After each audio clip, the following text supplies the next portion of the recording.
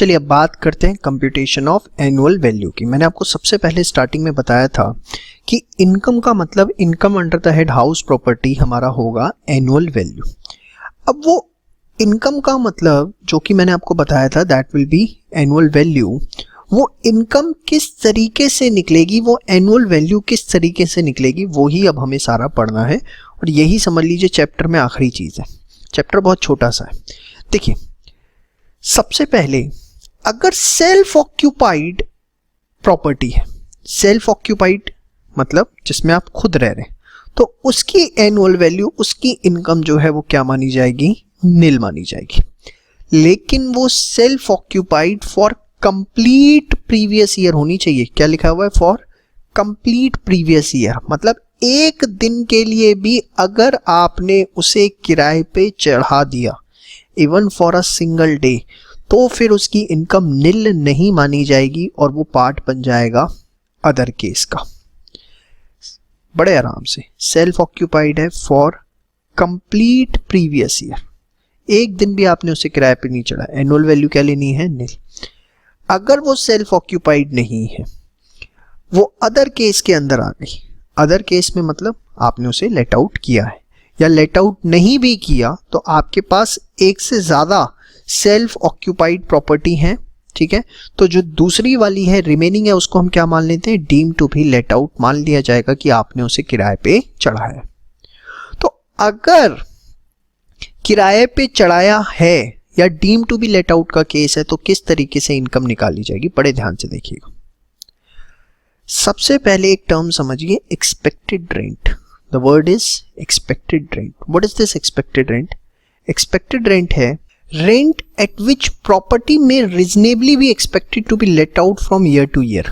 वो किराया जिसपे आपकी प्रॉपर्टी बड़े आराम से रीजनेबली जो है हर साल किराए पर चढ़ाई जा सकती है, किराए पर दी जा सकती है।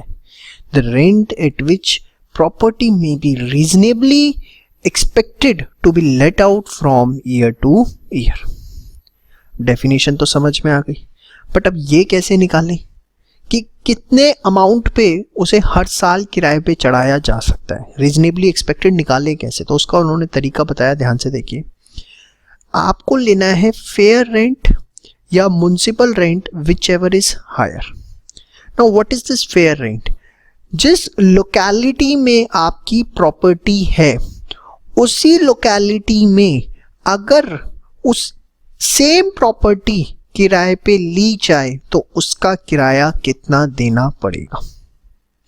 सपोज मेरा कमला नगर में घर है 100 गज का, तो अगर कमला नगर में मुझे 100 गज का घर किराए पे लेना है तो उसका किराया कितना जाएगा? That is called as fair rent, rent of similar property in the same locality. समझ में आई बात? जिसको हम रीजनेबल रेंट भी बोलते हैं, रीजनेबली लेटिंग वैल्यू भी बोलते हैं। समझ में आई बात? ये बात ध्यान रखना। Fair rent is also known as reasonable rent और रीजनेबल लेटिंग वैल्यू। क्या है फेयर रेंट? कि अगर मुझे जो मेरी प्रॉपर्टी है, अगर वही प्रॉपर्टी, वैसी ही प्रॉपर्टी उस एरिया में किराए पे लेनी है तो उसका किराया ऑलमोस्ट कितना देना पड़ता। म्युनिसिपल रेंट, ये क्या होता है? देखिए, जो भी म्युनिसिपैलिटी होती है, हर इलाके की अपनी एक म्युनिसिपैलिटी होती है, वो हर प्रॉपर्टी की वैल्यू निकालती है, उसको बोला जाता है म्युनिसिपल रेंट। आपने देखा होगा हाउस टैक्स जो हम पे करते हैं, जो हमारी प्रॉपर्टीज होती है उसका हम हाउस टैक्स पे करते हैं, तो हाउस टैक्स डिपेंड करता है कि म्युनिसिपैलिटी जो है हमारे इलाके की, वो हमारी प्रॉपर्टी की क्या वैल्यू लगाती है, उस हिसाब से हमें हाउस टैक्स देना पड़ता है। जितनी हमारी प्रॉपर्टी की वैल्यू हाई होगी, जितना वो स्टैंडर्ड इलाके के अंदर होती है, उतनी उसकी म्युनिसिपल वैल्यू ज़्यादा होती है और उतना ज़्यादा हाउस टैक्स देना पड़ता है। तो जो वैल्यू म्युनिसिपल अथॉरिटी डिसाइड करती हैं उसको बोला जाता है म्युनिसिपल रेंट।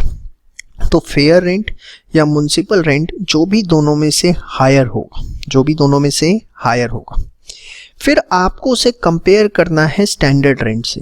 ये क्या है? There is a rent control act.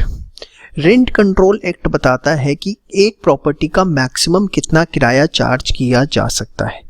क्या बताता है कि किसी भी हाउस प्रॉपर्टी का मैक्सिमम कितना किराया चार्ज किया जा सकता है। तो सबसे पहले आप क्या लेंगे, फेयर रेंट और म्युनिसिपल रेंट दोनों में से जो भी हायर होगा, और फिर उसे स्टैंडर्ड रेंट से कंपेयर करके जो भी लोअर अमाउंट आएगा that called as expected rent, उसको क्या बोला जाएगा, एक्सपेक्टेड रेंट। ये गलत लिख दिया, इसको मत देखिएगा प्लीज, ठीक है। तो बेसिकली दोबारा से रिपीट करता हूँ, आराम से, कोई जल्दीबाजी नहीं है। एक्सपेक्टेड रेंट क्या है, जो आपकी हाउस प्रॉपर्टी है अगर उसे हम किराए पे चढ़ाते हैं तो उसका रीजनेबली वो कितने किराए पे चढ़ सकती है, इसको निकालने का तरीका क्या है। फेयर रेंट और municipal value which ever is higher. Fair rent क्या होता है कि अगर जो आपकी हाउस प्रॉपर्टी है उसी तरह की हाउस प्रॉपर्टी उसी इलाके में किराए पे ली जाए तो उसका किराया कितना देना पड़ सकता है। म्युनिसिपल वैल्यू क्या है, वो वैल्यू जो म्युनिसिपल अथॉरिटी के हिसाब से है। दोनों आपको हमेशा गिवन होंगे, क्वेश्चन में दिमाग नहीं लगाना, फेयर रेंट और म्युनिसिपल रेंट भी। फेयर रेंट का दूसरा नाम रीजनेबल रेंट या रीजनेबली लेटिंग वैल्यू, दोनों में से हायर लेना है। There is a standard rent which is as per rent control act की कोई भी प्रॉपर्टी का इससे ज़्यादा किराया चार्ज नहीं किया जा सकता, वो भी क्वेश्चन में गिवन होगा। दोनों में से जो हायर आएगा फेयर रेंट और म्युनिसिपल रेंट में से, उसे स्टैंडर्ड रेंट से कंपेयर करना है, और जो भी लोअर होगा that we have to take and that will be called as expected rent. समझ में आई बात? शो। तो देखिए, मैंने आपको बताया अदर केस के अंदर सबसे पहले आपको क्या निकालना है, एक्सपेक्टेड रेंट, और उसको आपको कंपेयर करना है एक्चुअल रेंट से। अगर एक्चुअल रेंट ज़्यादा है एक्सपेक्टेड रेंट से तो ग्रॉस एनुअल वैल्यू जो है वो होगी एक्चुअल रेंट। अब मैं ये क्या कह रहा हूँ, क्यों इस तरीके से कह रहा हूँ, मैं आपको सब एक एग्जाम्पल से समझाता हूँ, बड़े ध्यान से देखिए। एग्जाम्पल है एक छोटा सा आपके सामने, house one, municipal value given है, एनुअल रेंट गिवन है, फेयर रेंट गिवन है, स्टैंडर्ड रेंट गिवन है, ठीक है, ये सब आपको गिवन है। सब कुछ छोड़िए, आप सिंपल सी चीज़ देखिए, हमें सबसे पहले निकालना है एक्सपेक्टेड रेंट, जो कि मैंने आपको बताया किस तरीके से निकलेगा। That will be the fair rent और म्युनिसिपल रेंट, जो भी म्युनिसिपल रेंट लिखती है, municipal value which ever is higher, yes और नो। तो देखिए, म्युनिसिपल वैल्यू 30,000 है और फेयर रेंट कितना है, 36,000। तो फेयर रेंट और म्युनिसिपल वैल्यू 36 और 30 दोनों में से जो भी हायर होगा, हायर कितना है, 36,000।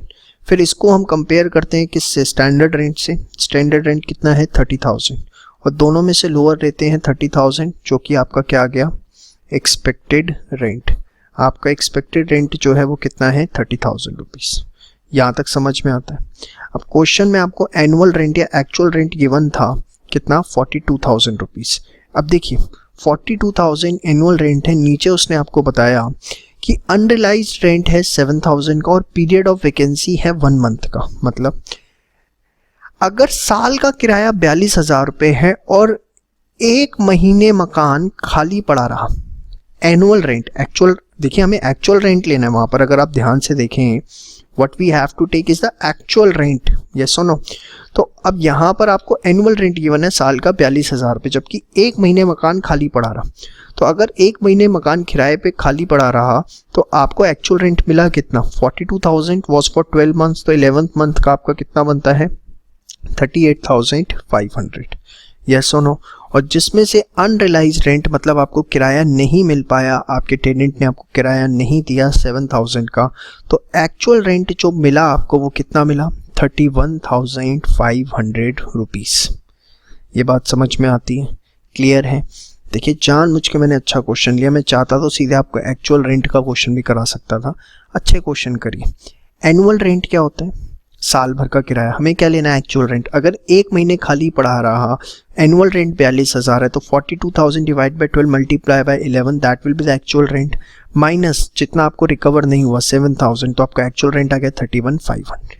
अब एक्सपेक्टेड रेंट है 30,500, एक्चुअल रेंट है 31,500। एक्चुअल रेंट ज़्यादा है एक्सपेक्टेड रेंट से, तो जो आपकी एनुअल वैल्यू है, जिसको हम ग्रॉस एनुअल वैल्यू भी कहते हैं, that will be equal to actual rent, that is 31,500।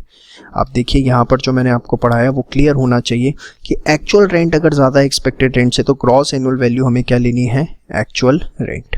समझ में आया? जीएवी का मतलब क्या है, जीएवी की फुल फॉर्म है ग्रॉस एनुअल वैल्यू। क्लियर? अब अगर एक्चुअल रेंट कम है एक्सपेक्टेड रेंट से तो क्या होगा, इसके ऊपर मैं आपसे डिस्कशन करूँगा नेक्स्ट वीडियो के अंदर।